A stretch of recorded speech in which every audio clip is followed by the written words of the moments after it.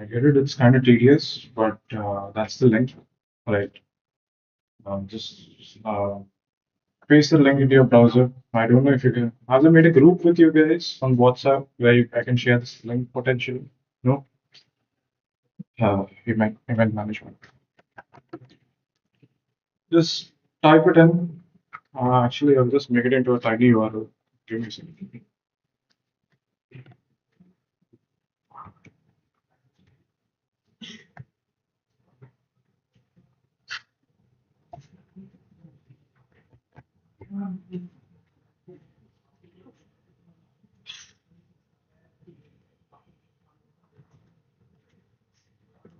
Bro, Abhinav, what the fuck am I having to do?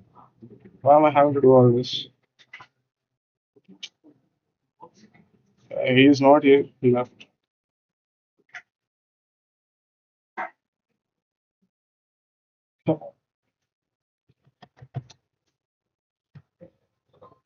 Jeez.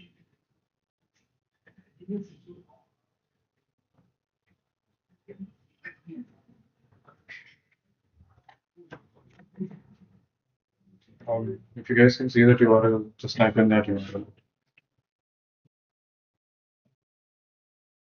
Isn't supposed to be my responsibility here, but this is what I have to do to get through to you guys. Just confirm that it's streaming. Anybody? Sure. Sure.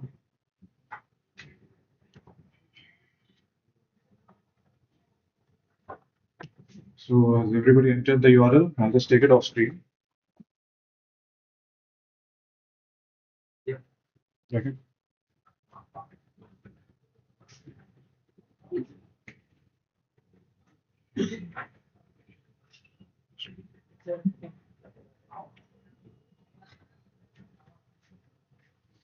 Okay. So I'll switch to my slides then. I hope everybody is watching the stream. Okay.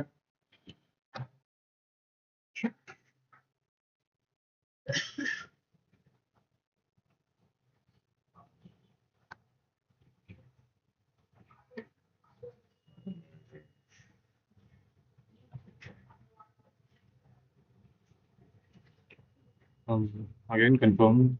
Abhinav, is it working? Is this on stream? Check the stream. Check the stream. Is the audio also coming through? I don't want the audio.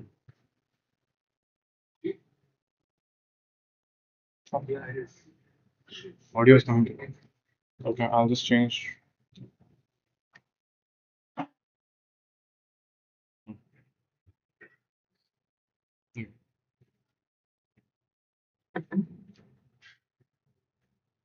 Okay, let's start the session finally.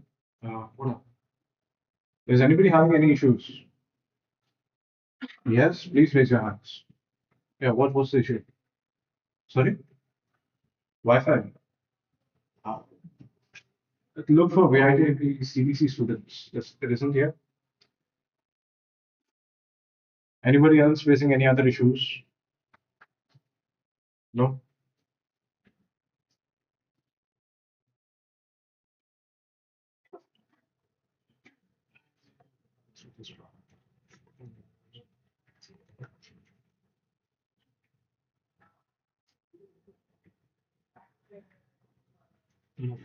So we are like two friends who have registered there, but they want to come to a function.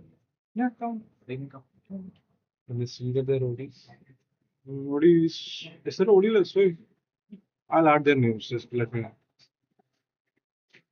I mean, ask them to get the laptops, not just for ODs.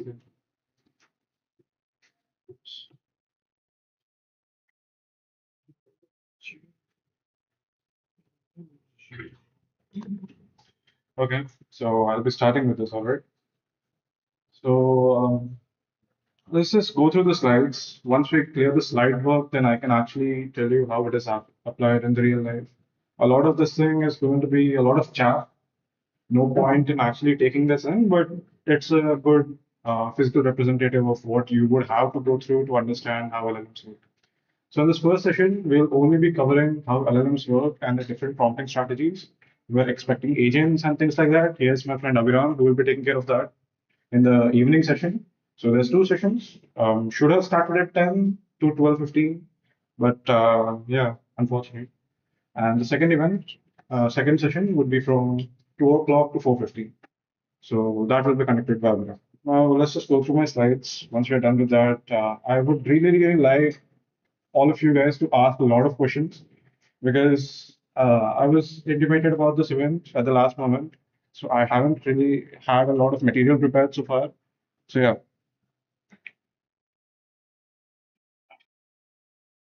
So do you guys know how old AI is? How old machine learning is? It's been around since 1960s, right? On your CRT monitors, there were algorithms which could detect handwritten numbers, or as they call it, the. Does anybody know what is that database data set that you use to detect handwritten digits? Yeah. So MNIST is from 1960s. Then a lot of the AI back then was mostly rule-based systems, and computer as a whole was such a big thing that getting it to do calculations was a thing of wonder. But then eventually, around 1990s, we got into classical ML. Um, you guys know of all the ML models, right? I think you guys must have taken the courses already. SVMs, XGBoost, random forest. The main issue with this, and okay, ML is very, very useful when you want your results to have some backing. If you bring an ML solution, you build a model, and then you get an output after a lot of input, and your client asks you, are these numbers correct? You can go back through your model and eventually converge on the fact that yes, these things were indeed correct. Because the number of features and the mathematical transformations are very, very feasible to do by hand, at least for one pass. So one pass as in one forward pass. So everybody knows what's a forward and back pass, right? No? No. Okay, I'll cover that. Don't worry. Um, so classical ML is mainly used in finance and data analytics and things like that, where the numbers actually matter. You can't just give it to an LLM and have it churn out some bullshit, and then it just comes to you. And when people ask you, where did you get this number? You have no idea. Next up, deep learning. Can anybody tell me what is the biggest flaw in ML that we had to look for DL? Anybody? People who have done ML here before? From the far end, maybe that side. No? People know feature engineering, right? Everybody knows of feature engineering, Tushar? Yeah. So feature engineering is the process of aggregating a lot of these data pipelines that you have. Does anybody know what are ETL pipelines with your database? You know, data transformation hubs, you know, the data lakes, the glaciers that they make. So this is a huge part of what a lot of companies do, the huge division that they have is processing this set data. Now, just on a customer, you can have like maybe 100 fields. But if I had 100 different fields try to make a model, I would just end up with a hodgepodge of things. And when you actually ask me to go back and tell me why this came, you would have no answer. So feature engineering is tying down different pieces of data and making them into some data points which actually make sense or hold a more dense meaning. Does anybody know what is churn here? Churn prediction models. Has anybody worked on those? When customers stop leaving you, stop coming to your establishment, that is churn. Churn is the rate of customers leaving you and your business. It's a very essential calculation that a lot of bigger companies do. And when you work with this, you have a lot of, okay, what type of features do you think are necessary to predict churn? Hmm? You guys can speak up. I'll give you a mic. If you also want to kind of advertise yourself as a good hackathon participant, this is your stage. I'm looking for people who are really, really well versed. Very small circle I have, regardless. So coming to deep learning, right? So because of all of these issues, where it comes to a point where you can't really aggregate all of these features, you turn to deep learning. You delegate the process of looking at the features to the model. You tell it, okay, just take a look at this data, try to make sense out of it. And how it makes sense to you does not need to make sense to me. And this is the disparity which comes when you try to explain deep learning models. Explainability goes for a toss, but your goal is achieved. Like, let's say CNNs, everybody has worked with convolutional neural networks. Do you know what they are? They help process images, right? Now, if I told you, what do you understand from this picture of a Mario? Do you think the model understands who Mario is? You have a lot of contextual meaning around it, right? It's a game, it's from Nintendo, this is this character, mostly Spanish, looking for a woman called Princess Peach, right? But the model doesn't give a damn. It just looks at the lines, looks at the pixels, and now if you ask it who is Mario, it'll just bring up the picture. It won't bring up any of the contextual ties that you have to the set character or the set item. It doesn't have to be a character. Okay, that is deep learning. Word embeddings and sec to sec. Okay, so everybody knows how search engines work. It's a rhetorical question, right? Most people don't know how search engines work, and they work on the basis of word embeddings. Word embeddings is you mapping your token into a semantic space wherein all of every single one of these dimensions have a meaning. Okay, a lot of buzzwords. I'll come to this in a bit because word embeddings is the entire point of LLMs, and I would like to cover it in more depth. So before I do that, just take a look at this. Attention is all you need. It's a paper, 2017. Have people read it? You know, transformer architecture was initially meant for language translation. That was its only goal. Attention is all you need. Basically, you're getting a lot of words to sit together and talk to each other and say and ask each other, do you add any value to me? That is the entire idea of attention. You get a lot of words, you transform them into their original forms, and they sit around, they ask each other questions, answer their questions on whether or not they add any value to them. And once this is done, you get a probability of guessing the next token. That is what attention does, or LLMs do. And finally, LLMs 2022 now, they have been the big boom, right? So, yeah, oh, I talked about this. I had a slide for this, I'm sorry. Uh, Stream is running again, check. Stream is running for everybody. So, manual features, like you see, there's word count, average word length, has exclamation. Like, has exclamation is a damn feature. Would you ever try to tell your client that has exclamation is the feature that made you lose $2 million today? I'm sorry. It interpreted the words of the WEF minister that today is a bad day with an extra exclamation. So I'm sorry, you lost money while trading. So these models really cannot understand a lot of this context. They take everything at face value. The ML models basically, and then learn features is the role of deep learning. So even if there's like hiccups, even if it understands the broader context of what is going on, it doesn't just rely on the data that it gives, that you give it. It thinks for itself. Do not mistake this for AGI. We are nowhere close to it. A lot of bullshit going around about it, but we are nowhere close. Very pretty illustration. Huh? A lot of flashing lights and shit. Do you know what these nodes represent? Hmm? Has anybody done the deep learning course here? Anything about it? People on the right? No? Okay. So those nodes are called weights. Okay. These are the weights and biases and activation functions that you keep hearing of. Okay. So these weights are values which only the model can change to reflect its understanding of a particular topic. And what is bias? Bias is a way, bias is a tool for you to use to sound more intelligent. Bias does nothing essentially. For the most cases.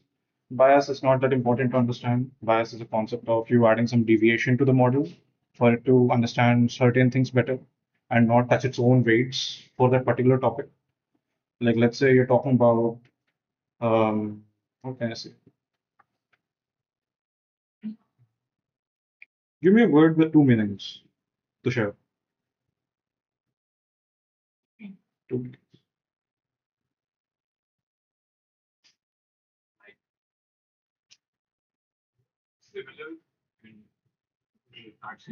Okay. Like is a good word. Thank you, Tushar. So, like basically has two meanings, right? It is to be similar to somebody or similar to something or liking somebody. Now, these differences are really hard for the deep learning model to map. Okay, come in. Any of your friends waiting outside because they didn't register or something? No? Call them in if they are. Don't worry about ODs. What else? Where is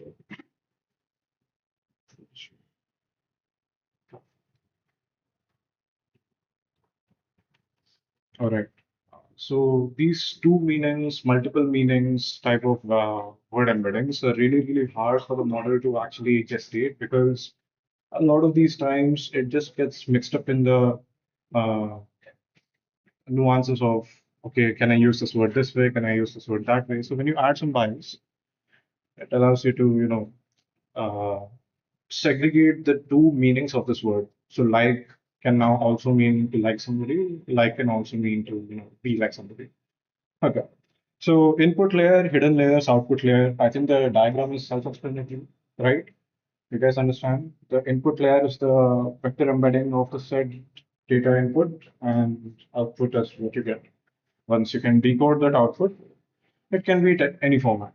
So deep learning models, another one of the biggest strengths would be that they can handle data types which are not just numbers, right? So when you pass images through, you can get an image back. When you pass audio through, you can get audio back. So what a lot of these early, do have you guys played CS? CS. There were a lot of voice changes in there in the earlier years. That little 1.6 console that would pop up and you can change your voice. That voice changing model was also just a deep learning model under the hood. Okay. So yeah, these things have been around for a while. The only reason they are being hyped up a lot right now is they can take up some amount of autonomy. Next up, yeah, very very important concept, gradient descent. I hope everybody understands this. Right? Let me reset it. Why is it fitting? Okay. So does everybody know what is learning rate? Learning rate in NVIDIA? It's a hyperparameter. You must have heard of hyperparameters.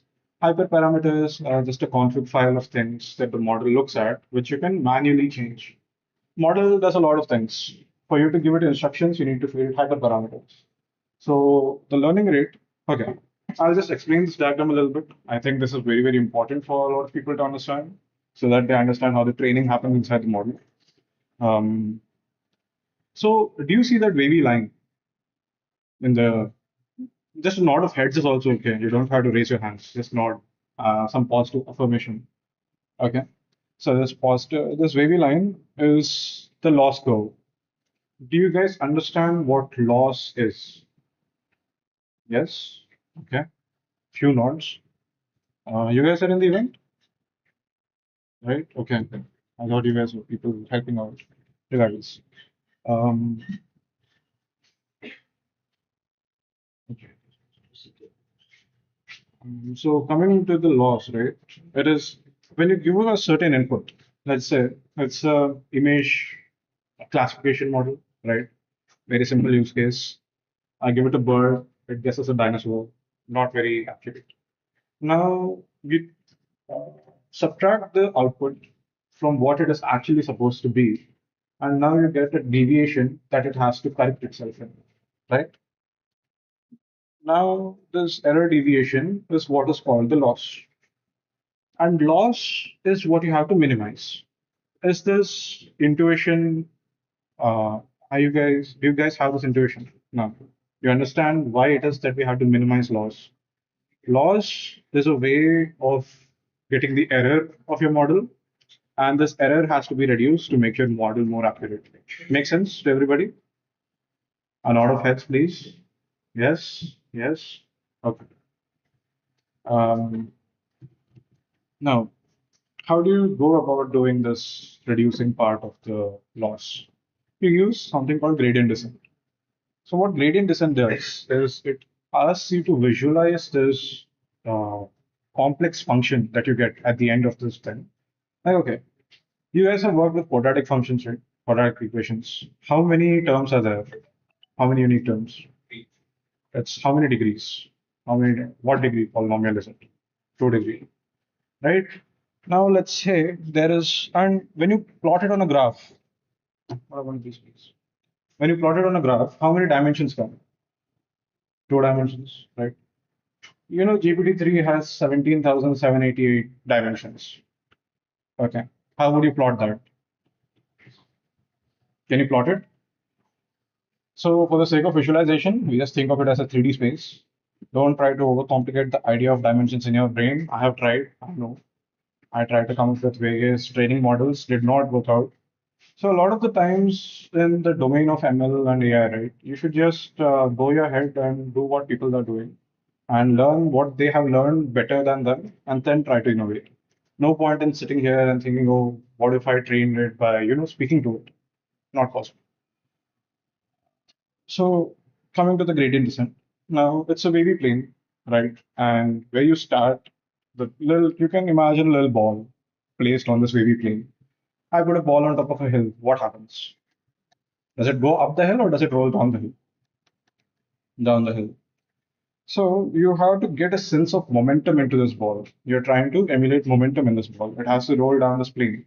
So you add something called learning rate. Learning rate is the factor by which this model corrects itself. It rolls down the ball. So I'll just play this thing out, right? It will be much easier for you to understand. I'll put a learning rate of, I think, 15, right? So a learning rate of 0.15. Now I step through once. You see, it's rolling down a little, rolling down. Oh, what happens there? So what happens there is you didn't see it roll through the thing, right? It just kind of teleported. That's because your learning rate is too high. Learning rate tells you about your step size. How big of a step? How farther should the ball move? And in the direction in which the ball should move is dependent on the slope of it with respect to the terrain that has been built using the function. By terrain, I of course mean the procedure.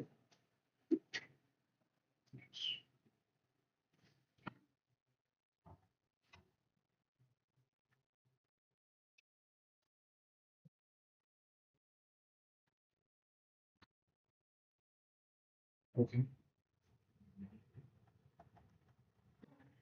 Mm.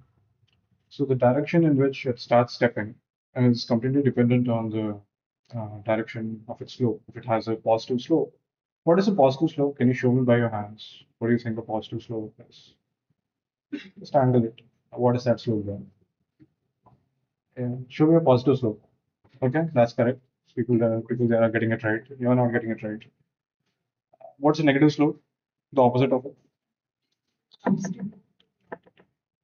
Yeah. All two. Which one? Maybe two. No. Give me a second, guys.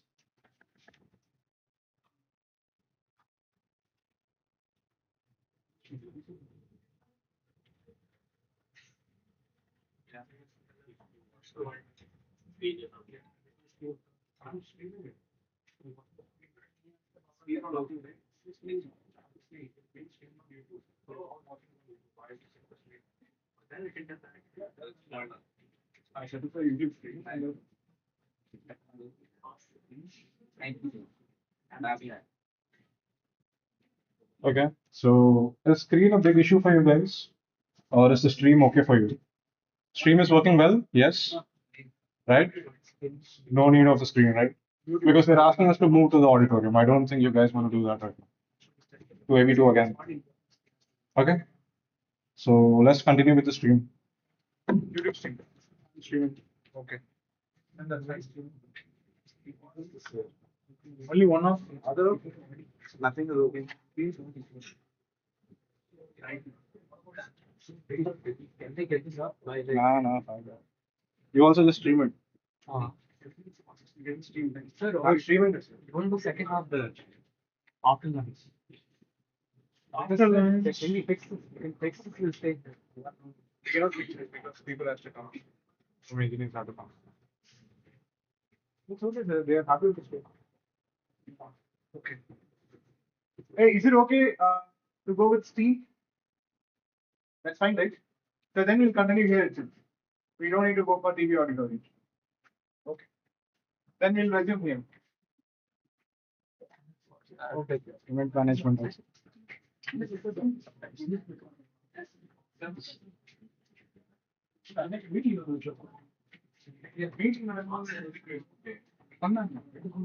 Oh, so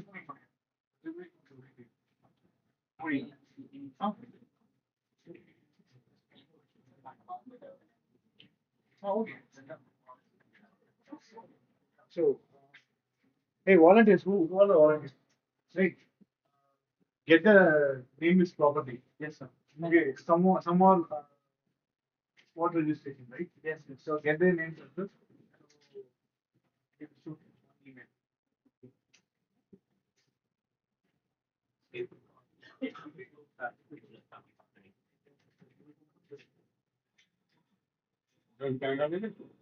Three days, huh? Hey, yeah, closer to hey, you have 3 days. Yes, sir.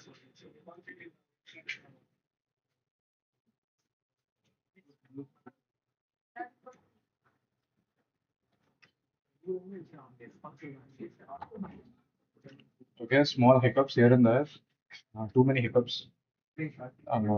So coming to gradient descent, yeah, volume. Is this better? Yeah, okay. Okay, so you're stepping through this loss curve, and based on your learning rate, you're taking the steps. Now, if I just hit auto run, you see it settles in a local minimum. Now, local minima is decent. Let's say that is like 20% of your error bar. But there is a better possibility. You can go to the lower minima and you can get 40% of your model's error bar. So would you not prefer that? So now this process is mostly iterative. The ways people do it and ways companies have implemented the and looking through their learning steps have been pretty different, right? And they're very proprietary. They don't reveal it to the world very easily. So let's say if I reduce the step size, right, and I put it here, I reset this. I think, yeah, I see it settled into the local minimum in one shot. And that doesn't happen, right? It's just a visualization. That does not happen. Trust me. Learning rate, your loss never settles into the local minima that easily. Sorry, the global minima. Okay. Gradient descent, I think everybody has a good understanding now. I actually encourage any doubts, anything, any type of explanation that you want, even if the question is too early in the session for you to ask. I'm up for that. Okay. Yep. I already said this. And then coming to forward pass and back propagation, right? It's the same pretty diagram which you saw earlier. Now, a forward pass would be going from the input layer through the hidden layers, and your data gets transformed in a certain way. And at the output layer, it's present as a vector. So, what is the global data type for models? Does anybody know? What is the thing that actually goes in? When you say hello, does the word go in? When you sorry, integers close, but not integers. Anybody? Vectors. Who said that? Sorry? Not binary. Not binary. So somebody said vectors, right? Tushar said vectors. Proud of you, Tushar. So yeah, every type of data is first converted into vectors. Vectors are very, very essential for deep learning, without which you cannot understand the semantics of a particular data type, right? So when you hit a forward pass, there's the pretty animation plays, so it goes through like that. And back propagation is much more interesting. Back propagation is how you actually train your model. Okay. You have done gradient descent. We now know by how much it is that we have to change our model to make it more accurate, right? But what places do you have to make this change for it to be very impactful, right? You guys calculate the aggregate of your CGPA, right? You are like, okay, I have an 8.2. I have an 8.2. And you're like, okay, this subject had a lot more weightage compared to this other one. This one is not that necessary. I can skip classes in this. It's okay if I'm debarred in this, right? You give different importance to different type of your courses to get a better aggregate of your CGPA. Models do the same thing.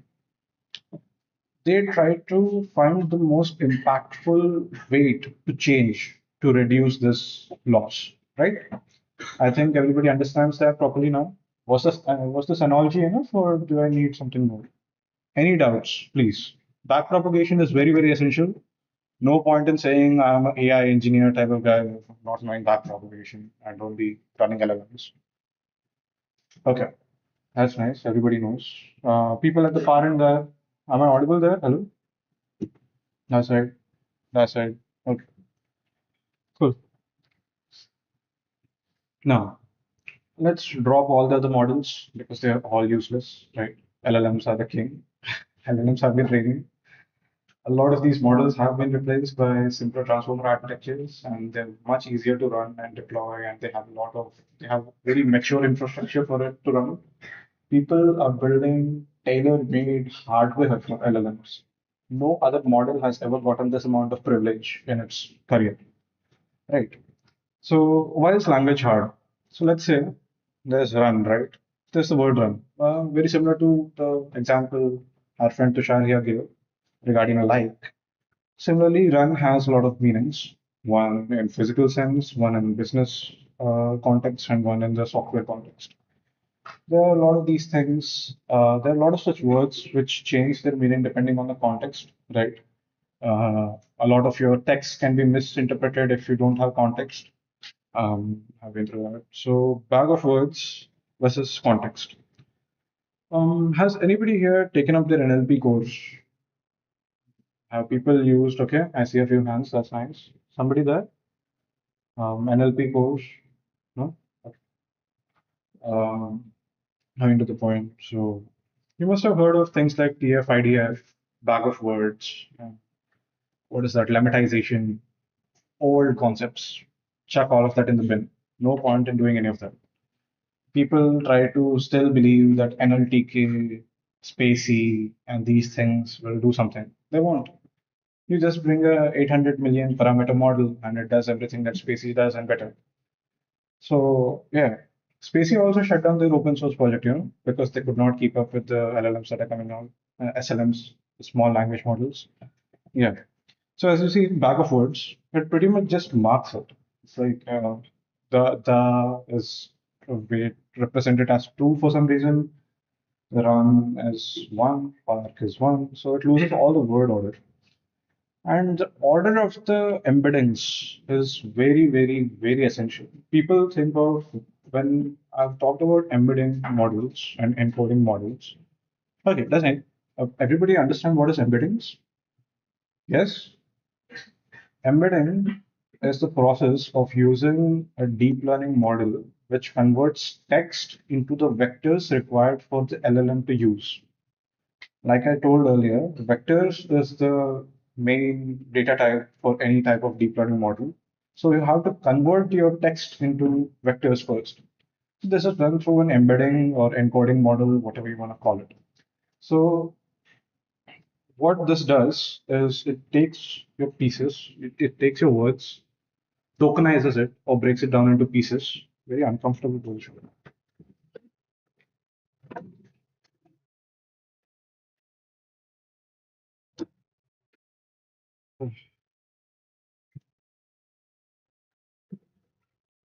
Yeah, much better.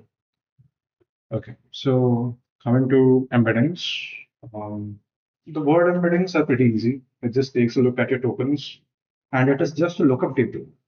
It's a tokenization is a lookup table, right? It has like maybe 200,000 entries, 1 billion entries. So when it sees the word the, it breaks it down into THE or TH and E, something like that. Um, but embeddings take these little tokens and puts it through its own model, and it gets a vector. The size of this vector is completely dependent on the model's architecture, right? Smaller SLMs can get by with 768 parameter embeddings, while the larger models go with like what, 18,000 fields in their vectors, right? So while these things, now the word which you had has finally been understood by the LLM inside, right? LLM now knows, okay, I can see it, I can see it in my language, I can see it in embeddings, I'm happy. But the order in which these tokens have to be passed gets jumbled up because everything inside a model is matrix multiplication. Have you, tell me, when you guys have worked with matrices in your calculus class, have you been able to keep track of the values and where they went? No, right? There's so many transformations, there's so many inverses, transverses, adjacents. I don't even want to get into that. I hate that subject. So, yeah, so when all of this is happening, it's really hard to keep track of how it is that the words were supposed to be arranged. Like, there's a good example here. The dog bites man, man bites dog. One of them is pretty abhorrent, while the other one is still okay. So, to retain this context of the order of the words, we use something called positional embeddings. And positional embeddings comes through contextual embeddings. It's just a subpart of contextual embeddings. So once all of these embeddings are ready, now you can pass through with the pass through the LLM. Now, before I actually touch upon the architecture of the LLM, I want to break a few myths, and this is a doubt session. Okay, like any question, not just regarding the session, but regarding, let's say, why do you have the credentials to be even giving this session in the first place? Something like that, if you have questions. So you can ask me. I'm happy to answer. I'm happy to answer in the fields that I work in and what you should probably think of working in and things like that. So first one, let me just complete these six things because I put a lot of effort into making these things. 30 minutes max.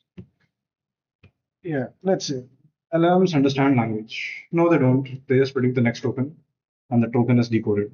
That's all it does. Understanding of the language, understanding of your what is it? Lexilytics, not lexilytics. Lexical order of the words. All of this is just made up bogus. Models are not that smart. They do not understand how you understand language.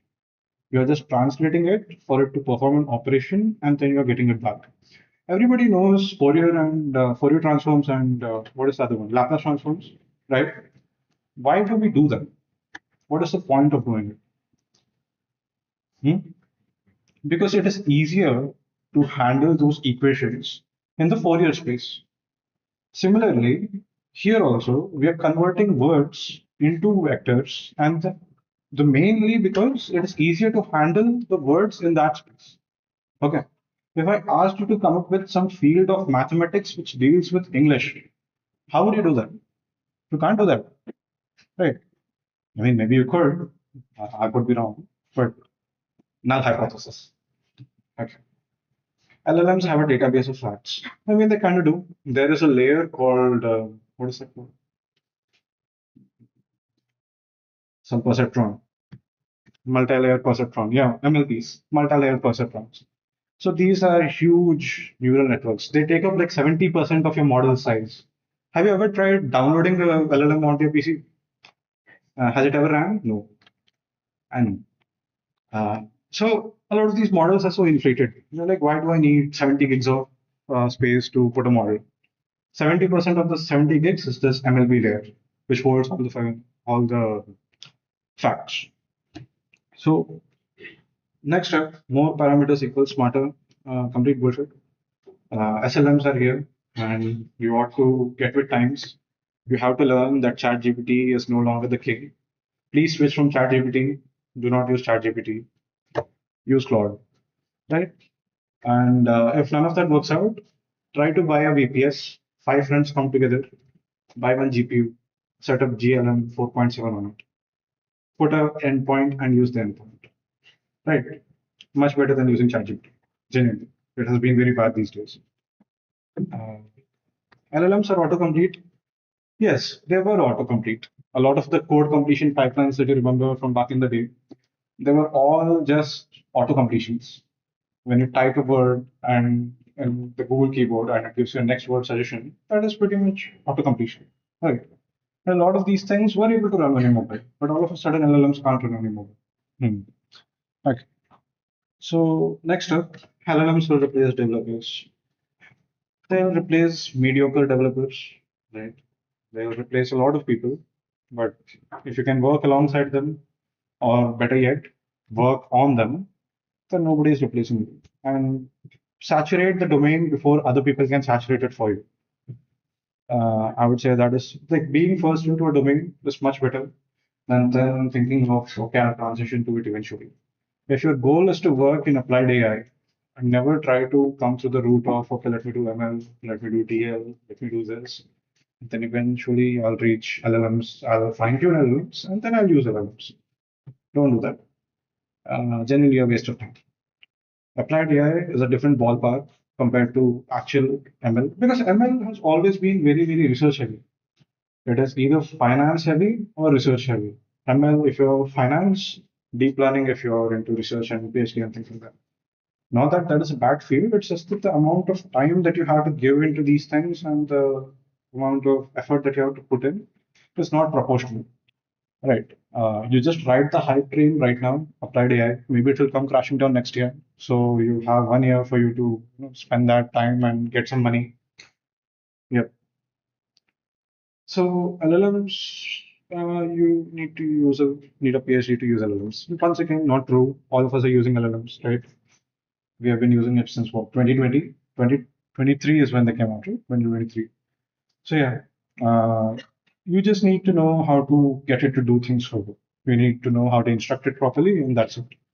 So right, open doubt session. Let's go. Any doubts? Any questions? Any abstract questions? Any understanding that you want clarity? Nobody. Kind of disappointing. Oh, no. Yeah.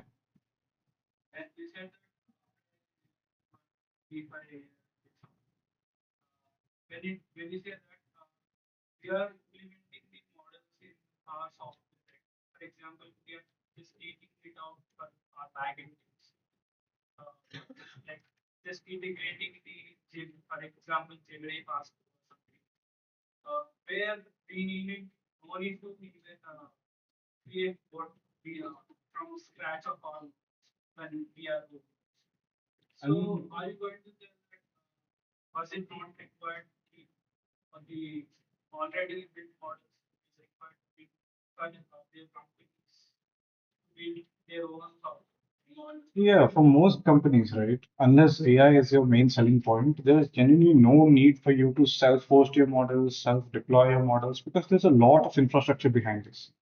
Have you guys ever hosted a backend? I hope people have used AWS here. Everybody? Good question, by the way. Yeah. So AWS, what have you done? T2 Micro? Everybody, 1 year free account. Yeah. Yes. You know what type of machine you need to run even the Llama 3.370B. Do you know? You need a A100 or a V16. Have you heard of these machines? No? Yeah. So these machines are very, very, very expensive to run. Now you have to set up like model uptime should be good. You have to properly set up threading and async and workers for it because like not just one person will ask your model, right? Thousands of people will be asking your model what's going on. And when it does that, it has to give responses within the time that ChatGPT is giving, or they'll stop using your service.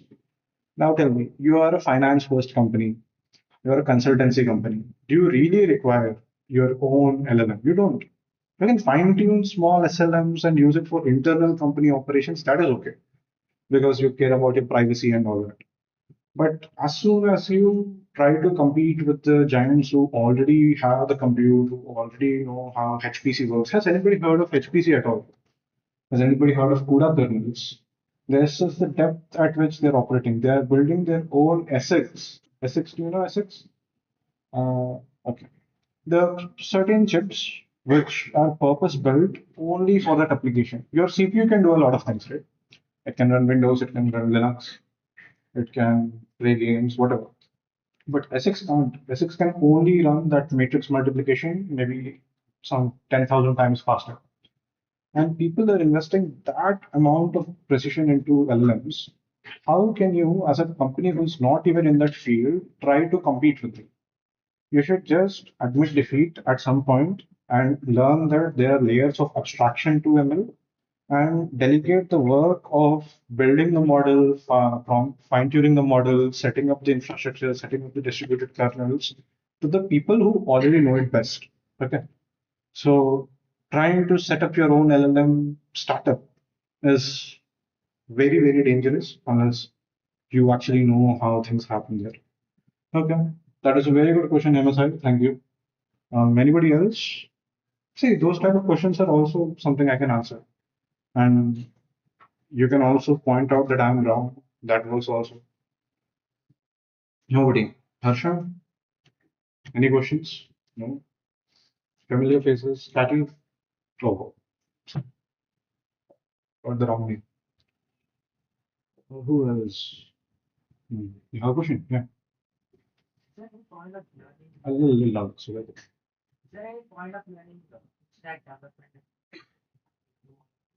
definitely. Okay. I'll give you an example, right? I only started with AI.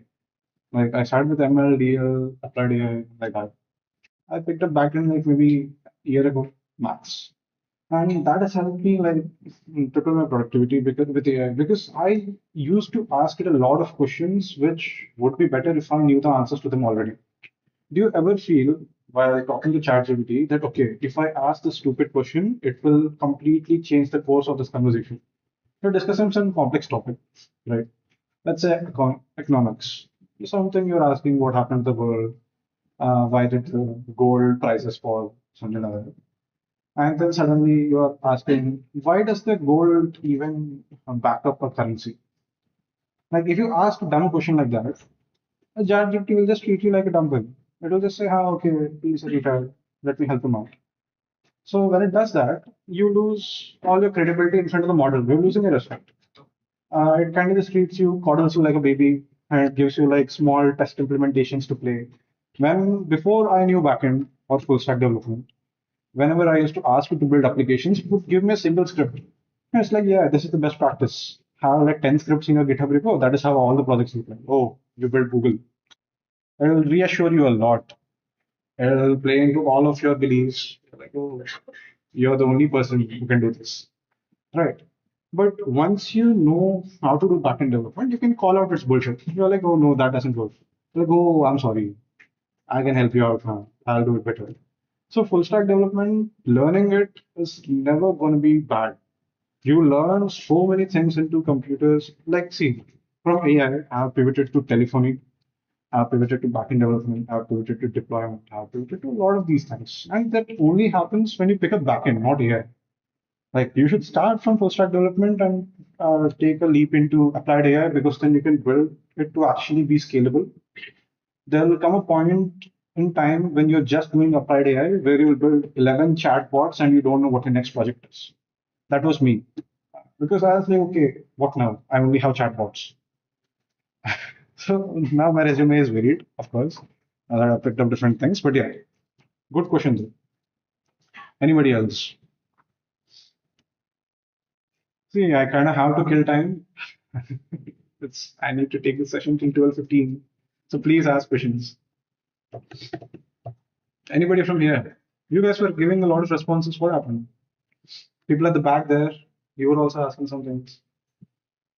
It doesn't have to be a very smart question which you will impress all the people here with. People here won't remember you the next day. Oh, Tushar, come on. What quantization is? What? Why did you ask that? Do you know what it is? Okay, so I, you guys have heard me berate ML model, LLMs a lot, right? Like, okay, these guys won't help you out, this and that. But when you constrain the scope of an LLM, and you ask it to do only some things and not everything for you, you don't make a generic LLM, then these things start performing excellently. Okay. And one of these things that you can do to restrict its scope is fine tune them. Okay. So fine tuning is the process. There are two ways to fine tune, right? There's a full fine tune, changing all of your model's weights, right? That is going to be expensive, very, very expensive, like not thousands, millions of dollars, depending on the size of the model. And then there is something called LoRa, low rank adaptation. Have you guys heard of this? LoRa? No? Okay, I see a few nods. That's nice. Okay, people at the back are good. So, low rank adaptation basically allows you to add a little extra module of knowledge into your model and have it pivot all of its intelligence through that when it actually thinks. Now, there's something called QLoRa, which is a variant of LoRa, which is called quantized LoRa. So, a lot of the times, the size of the model is dictated by the precision of the floating point operators inside the weights of the model. Okay, a huge sentence. I'll break it down. Size of the model directly proportional to the precision of the floating point operator. Basically, floats. Everybody knows what a floats, right? C course everybody has taken. Yeah, nod your heads, please. Yeah. Okay. So a lot of these models are built on float 16. So float 16 as in 16 bits of data per float. Right. Now 16 bits. And now think of like what? They're like ChatGPT's 4.0 was like 1.2 trillion parameters. 1.2 trillion into 16 bits. So you can see the size just amplifies. Right. So using quantization, what you can do is instead of reducing the number of parameters, you reduce the precision of the parameters. Instead of float 16, you work with float 8. Okay? What float 8 does, it essentially cuts your model size in half while not taking off that much of the knowledge away. It takes out a little bit of knowledge, right? Maybe when you try to get JSON responses, it misses a little bracket at the end. Maybe it misses a name of an animal. Maybe it doesn't adhere to your system prompt that well. But overall, you're able to run your model and it still works and it's half the size and half the compute to use it. So QLoRa works out. So that is quantization for you to share. That's a very good question, actually. Shows that he is actually into LLMs. He has worked with it before. So, any people from this side had that row, that row? This row hasn't asked yet. Tushar has asked here. This side, anybody? Any question? Doesn't have to be technical. No. Okay. Yeah. Mm, okay. Okay then. I guess there's no doubts. Do stop me in between. Okay. Another one. Oh. Hmm.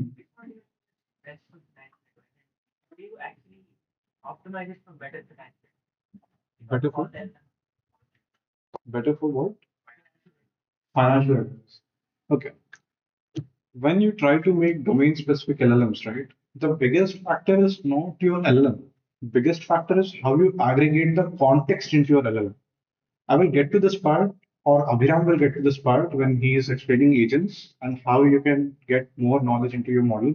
So you can put knowledge into models two ways. One during the time of training, and you can't retrain your model. Let's say you got a new piece of data.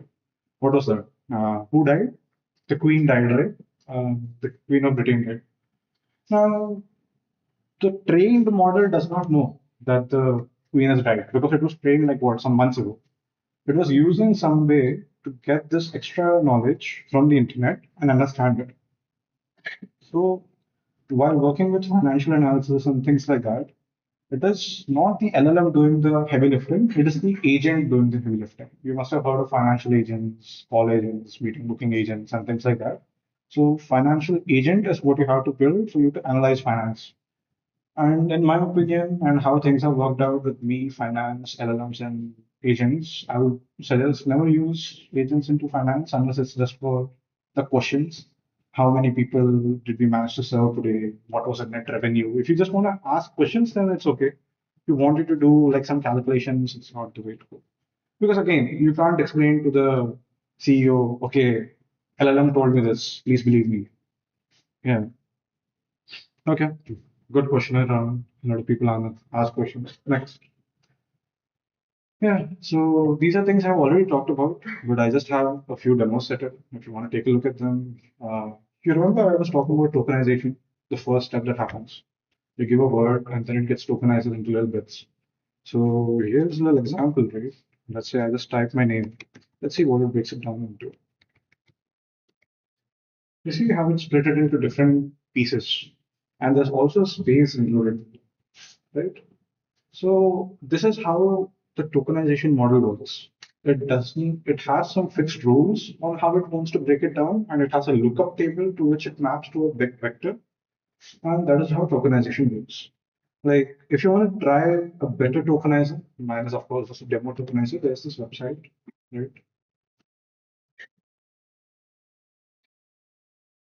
Called Tick Tokenizer Versal app. You can test it out there, right? So there are different models and what type of tokenizer they use. GPT-4 recently made their model public, their tokenization model public. So that is why we have data for this. And you see, the actual words that are written is you are a helpful assistant. And that is only this part. But there's so many other tags, like HTML tags in this tokenized model that gives the model a lot more context on where the sentence has separated, where the words have separated, where the phrases have separated. A lot of this grammatical intuition, right, comes from the tokenization model. Okay, so there's this website that you guys can look up. Um, Coming to embeddings, right?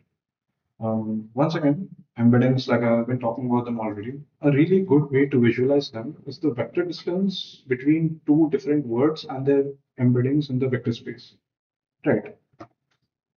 Let's say you have the vector king going this way and vector queen going this way, right? They're in two different directions. Now you find the distance between this vector and this vector. Triangulation, everybody must have done it, right? Vector A minus vector B in the vectors class.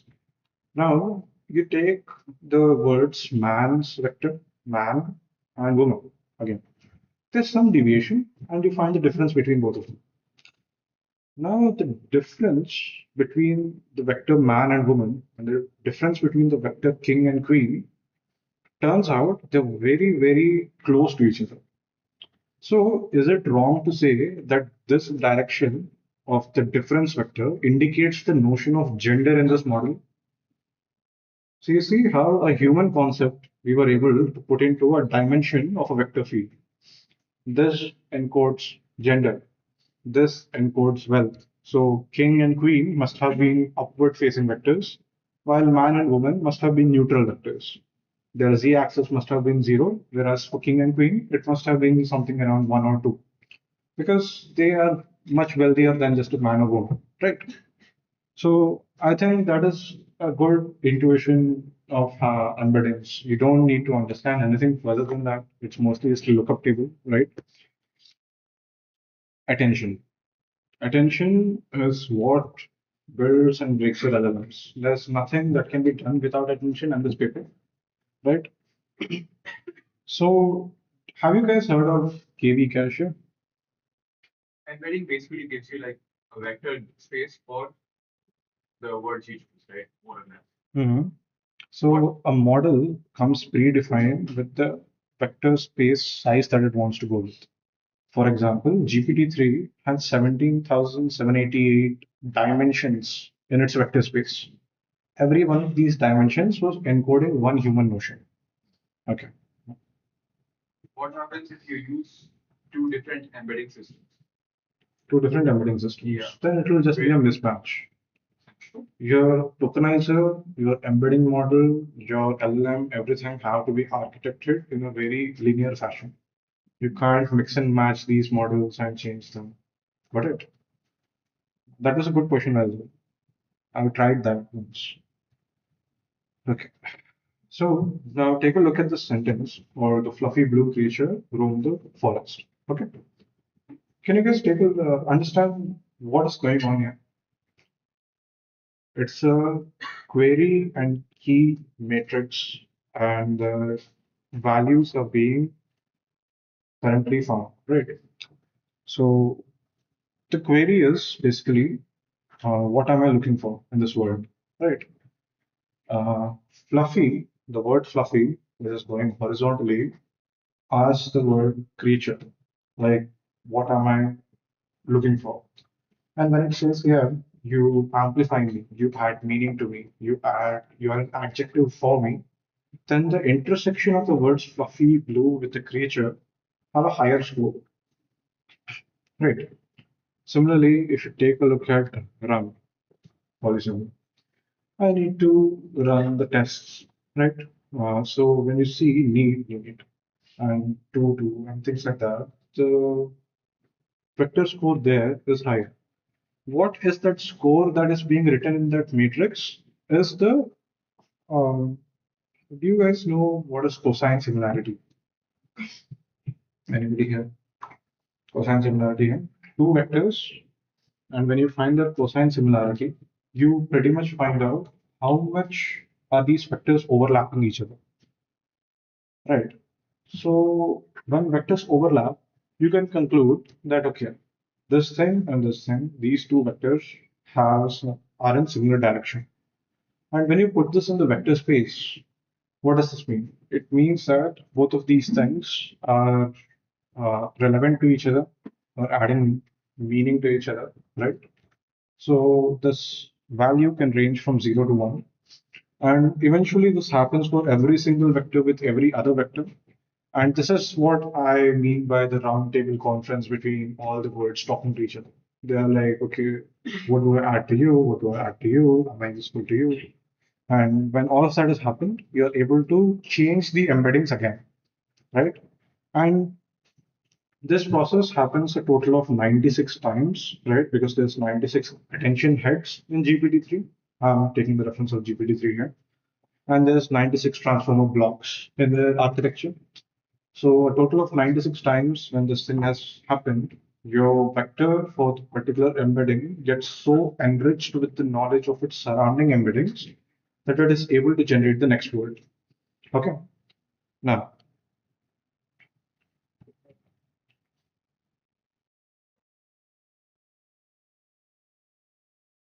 yeah, so predicting the next tokens and then going through what do you when you finally are able to get the value right, you go through the add and normalization layers, and then at the unembedding step, you're given something called you guys understand what is softmax?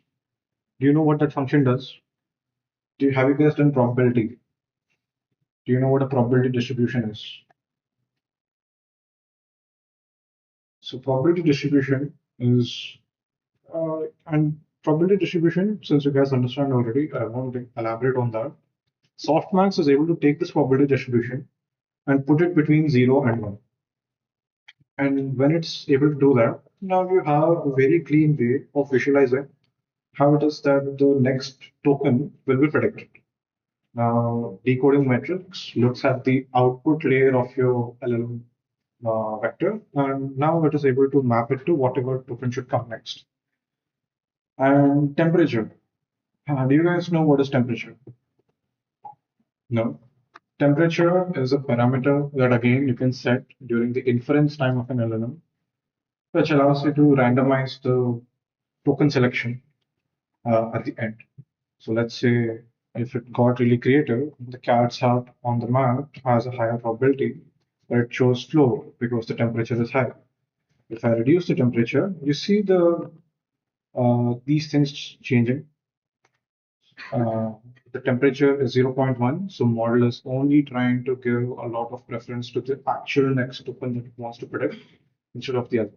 But oftentimes that isn't very good for creative writing because it comes to a point where everything sounds very bland, everything sounds pre-written.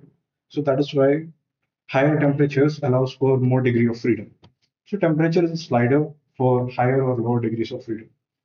And now we have fine tuning and RLHF, but I would like to touch upon these in tomorrow's session because these are some concepts which you need some time to digest. No point in overloading you with these things.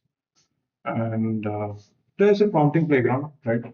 I really, really want to suggest a resource to you from it's called Google's Prompt Engineering Guide. It's a 60-page document, and this thing has probably all of the best practices written down with all the metrics ready for you to look at. So let's just say you have a zero-shot prompting this thing, and you're trying to classify a movie review. I haven't seen this movie, but let's hope that it gives a positive review, I guess.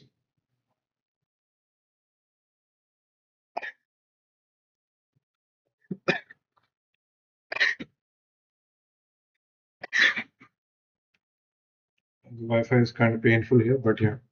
So negative, then few shot prompting where you give it many examples. Then system prompt is where you're giving it a behavioral prompt, right? A system prompt in an agent gives it the ability to change the behavior of how the model outputs its sentence.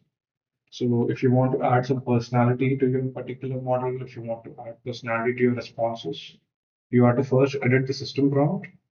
And once you're done with that, the consequent user prompts will adhere to the things that you have told in the system prompt. Let's say you want the points to be concise, within bullet points, or within paragraphs. You specify all of that there, and it will follow through with that.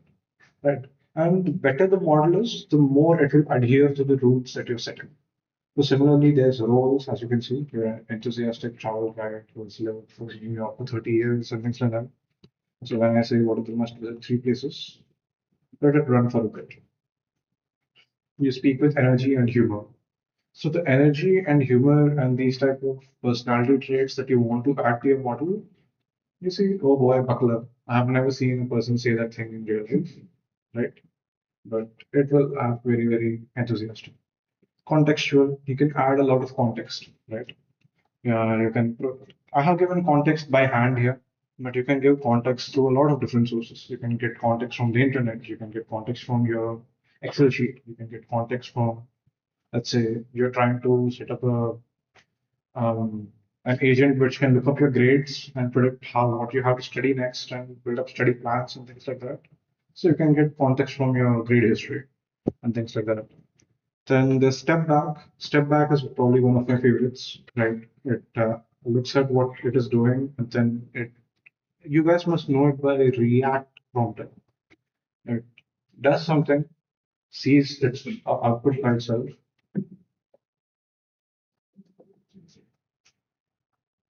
You show examples.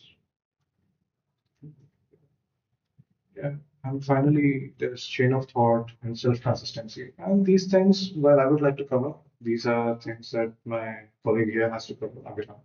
So this thing will be taken in the session after the lunch. So if you want links to these things and all the materials that I've used to work with the projects that I've worked on, just let me know right now. It's completely free. So yeah, for this session, that is a wrap. You can ask any questions that you have right now, either on publicly or personally to me. Thank you.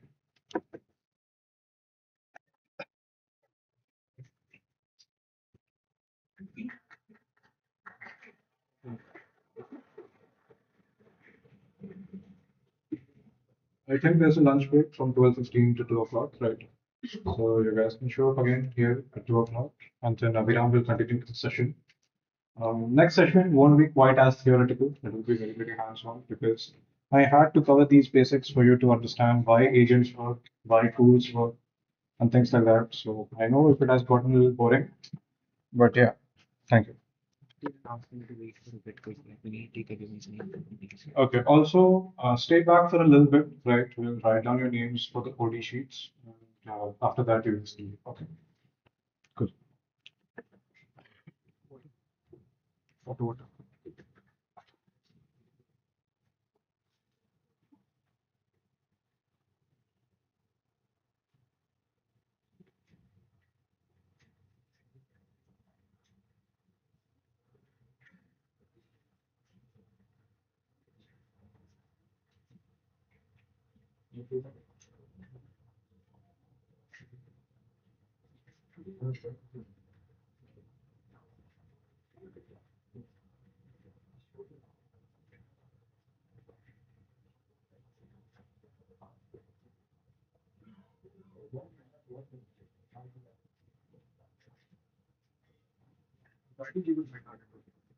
I'll turn off the screen.